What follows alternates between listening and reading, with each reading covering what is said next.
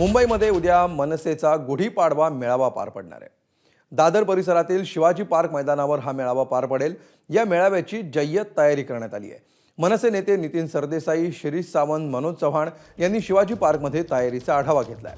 उद्या मोठ्या संख्येने मनसैनिक या मेळाव्याला उपस्थित राहणार आहेत। दरम्यान राज ठाकरे उद्या काय बोलणार याची सर्वांनाच उत्सुकता असणार आहे।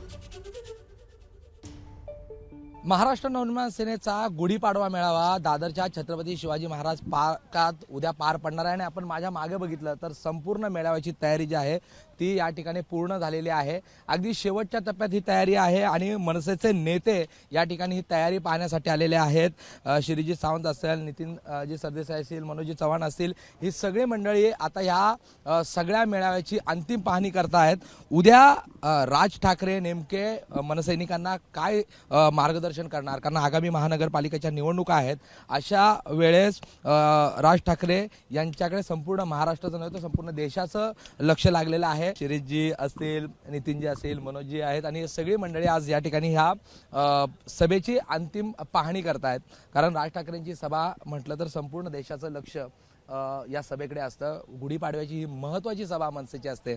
विधानसभा निवडणुका झाल्यात, लोकसभेच्या निवडणुका झाल्यात आणि त्यानंतर मुंबई महानगरपालिकेसह राज्यातल्या वेगवेगळ्या महानगरपालिकांच्या निवडणुका ज्या आहेत त्या येऊ घातलेल्या आहेत। आणि अशा स्थितीमध्ये या अगोदर राज ठाकरेंनी प्रत्येक सभेमध्ये एक नवीन काहीतरी संकल्पना पुढे आणलेली होती आणि त्यामुळे या सभेमध्ये नेमकं राज ठाकरे अशी काही संकल्पना पुढे आणणार का, राज ठाकरे नेमकं काय बोलणार, याकडे संपूर्ण महाराष्ट्राचं लक्ष लागलेलं आहे। आणि आता ही तयारी जी आहे ती अंतिम टप्प्यात आलेली आहे।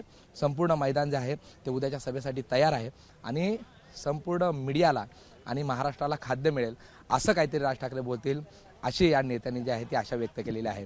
कॅमेरा पर्सन मनोज जयस्वालचा प्रशांत बढे, एबीपी माझा, मुंबई। एबीपी माझा, उघडा डोळे बघा नीट।